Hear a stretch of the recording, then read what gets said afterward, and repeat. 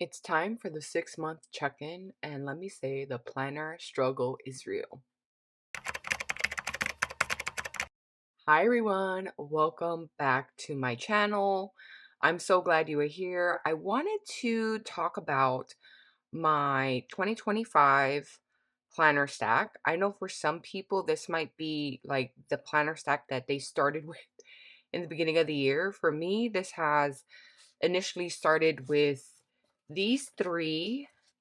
Then I got this as a birthday gift, and then I wanted a change from the Hobonichi cousin because the paper was just very inconsistent. So I got the Nolty, which is this layout here. And the Nolty has been so great in terms of the quality of paper, and I just love their paper. I think their paper is actually excellent. So I have no complaints about that, but I do want to talk about the 6-month update, what changes have been made, and what changes are coming yet again because life has changed, uh, work has changed, and there are a lot of changes happening in my life right now that require a different type of system. All right, so first let's talk about one of the greatest love-hate relationships I have, and that is Hobonichi. I love Hobonichi planners, and I also don't love them because it's like a relationship I can't let go of, but I want to continue it because of the history that we have, right?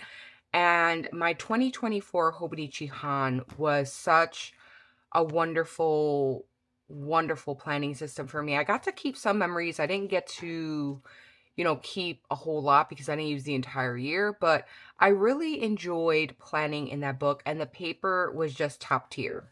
For this Hobonichi cousin, as you can see, she got very thick, and I was only in the month of April, and she was already this thick. One of the things I notice is that for planning and journaling purposes, this book gets very thick, very heavy, and it also begins to warp. And if you're someone who likes to write, this can be a problem. This can be an issue because you end up having to struggle with writing inside your planner and journal because this is supposed to be an all-in-one system for people who want everything in one single book. Now, in the beginning of the year, I was thoroughly enjoying, using this, but as time passes, there's more and more pages that are starting to feather out. There's more and more ink that is feathering, and this is me not touching the book. This is me opening the book and just seeing how my ink, which is a ballpoint pen, by the way, a Uni Jetstream ballpoint pen, is feathering. So for me, the paper was a big inconsistency and something that I was struggling with, because if I want to go back and read some of my journal entries and they're going to be feathering out or smudged and I can't understand what is happening, then how am I supposed to, go back and read some of these pages? So I was really struggling with that. There were some pages that my pen was skipping, but that was the Uni Jetstream. At sometimes, in some moments, it does skip on certain pages of this Hobonichi cousin. And for me, that was something that was also kind of like me struggling to figure out, what to do, whether to continue with this planner or not. And then noticing on some pages that the ink was feathering, and I didn't want to look back on this planner and look back at my writing and be like, okay, I can't read that because some of the ink is feathering or this paper is becoming harder to write in, which it was.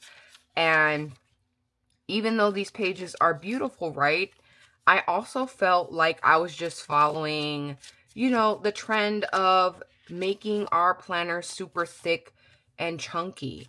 And although it looks pretty from an outside perspective, from a planning and journaling, like this page is feathering.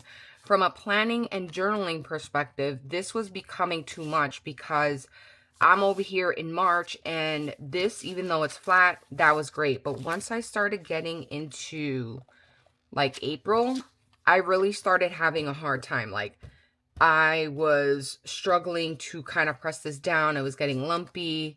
And then I put here too hard to write because it was. And at this point, I was frustrated.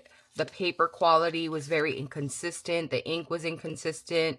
And I was no longer happy in this book. It was becoming more like a chore for me. So even though the cover's super pretty, even though that this planner system worked out for me in the beginning of the year, it no longer worked by the first quarter.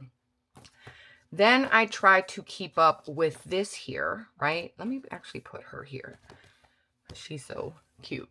So there was the Hobonichi A6. Now, if you notice, these planners tend to warp very round.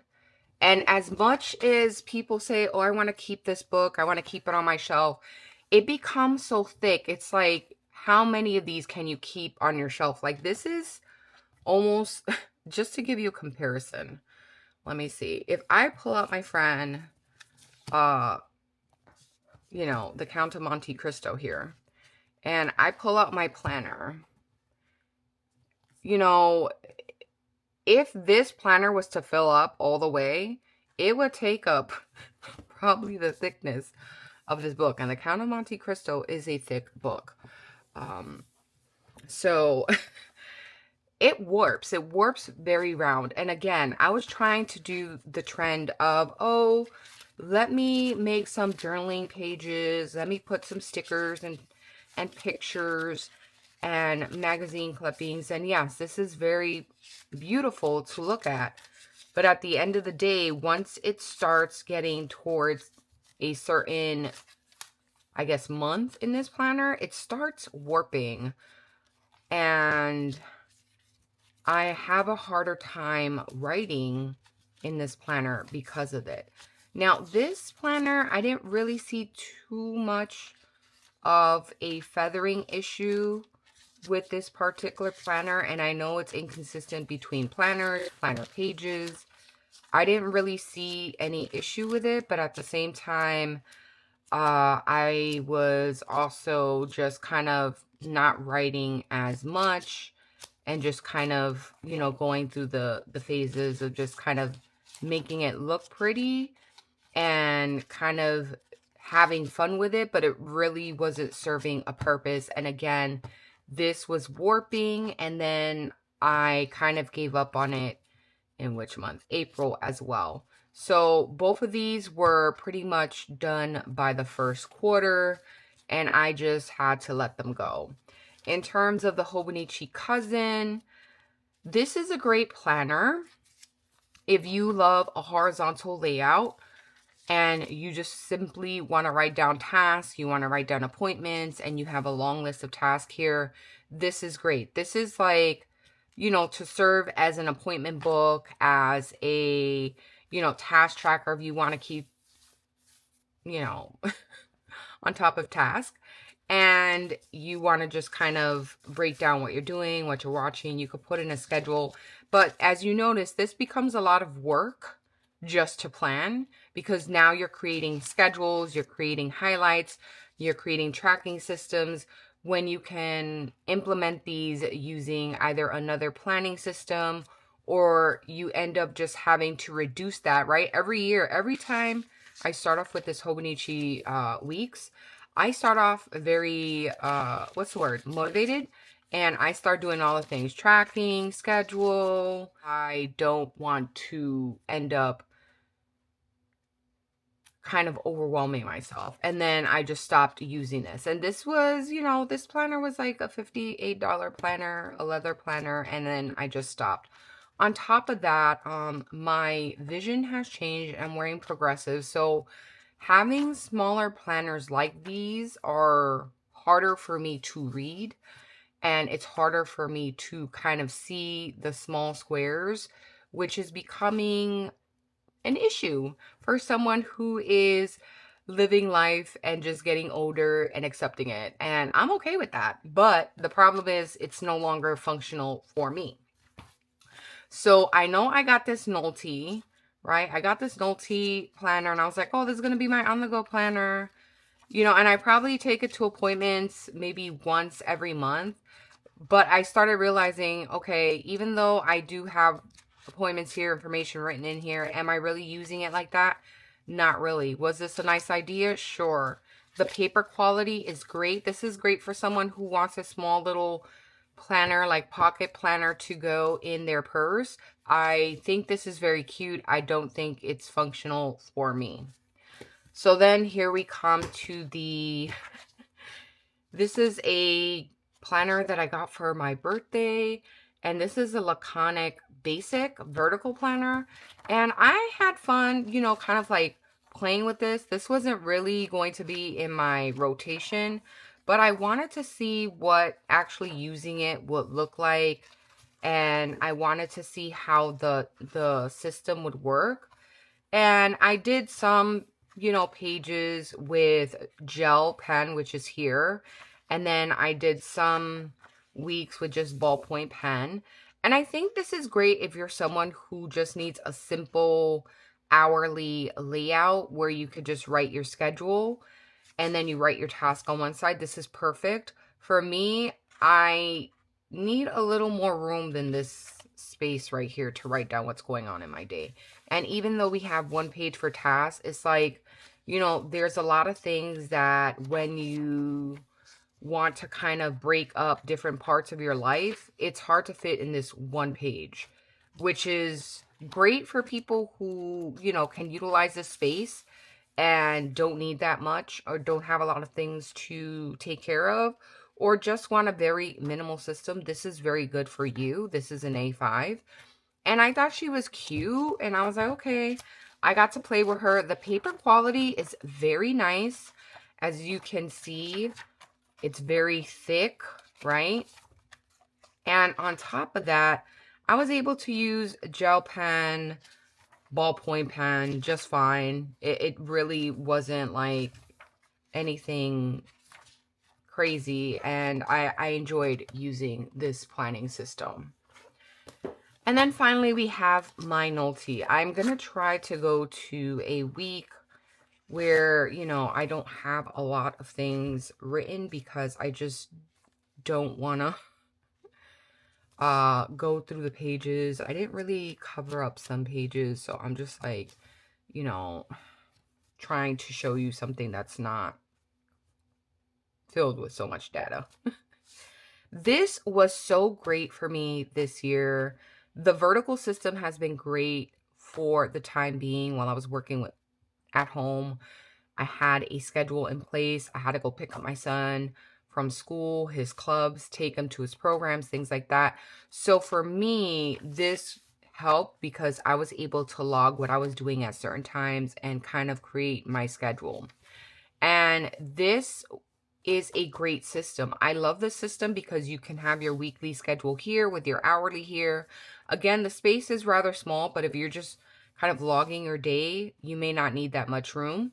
And then I was able to put tasks here based on the bullet journal method, kind of like system, where I was able to write whether it's a note, whether it's important, whether it's canceled, whether the appointment was moved, completed, things like that. I was able to do that here because I have a long list here.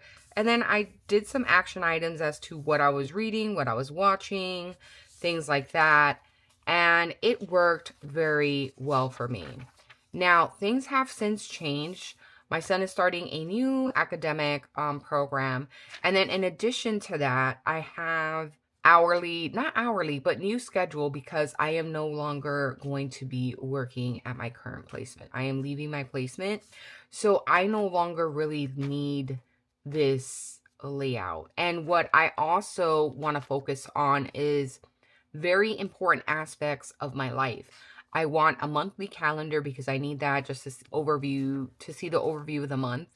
And then I need a weekly calendar to plan the specific tasks that are happening during that week. Is there an appointment? What days is my son attending his academic program that I have to take him and pick him up? What days am I going to go to the supermarket in the morning? What days are my parents' appointments? What days are my son's art activities and clubs?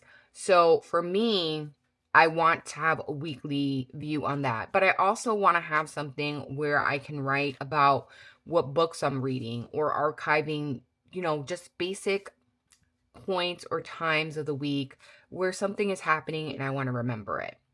I also heavily want to focus on my finances because of this change in work. I need to go back to my finance section, and with these notebook planners, they're great, but you don't really have a finance section. This is an all-in-one planner. Yes, you can plan your life, you can journal in it as well. In the back there's like a notes section here and you can write notes, but I want to have different sections of my life all in one planner. This was the idea behind this. This was the idea behind this.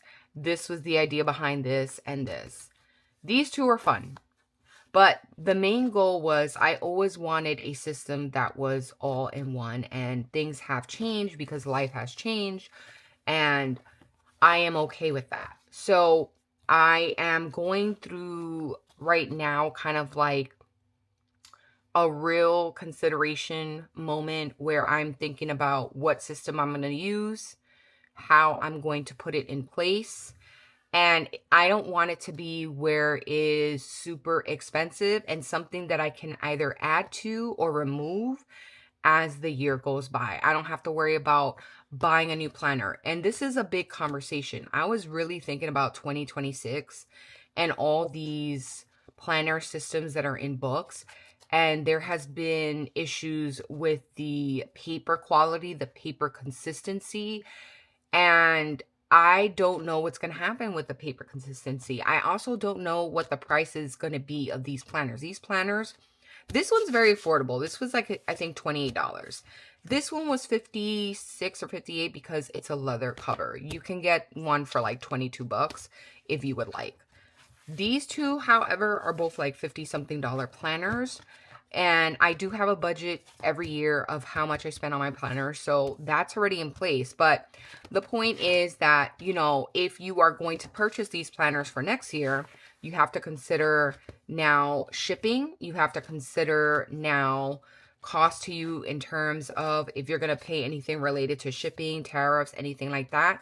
And then you also want to think about the paper quality, because even though they say they're working on the paper, you have no idea what the paper is going to be. So these are all things I'm thinking about, and I want something where it's kind of starting in the academic year.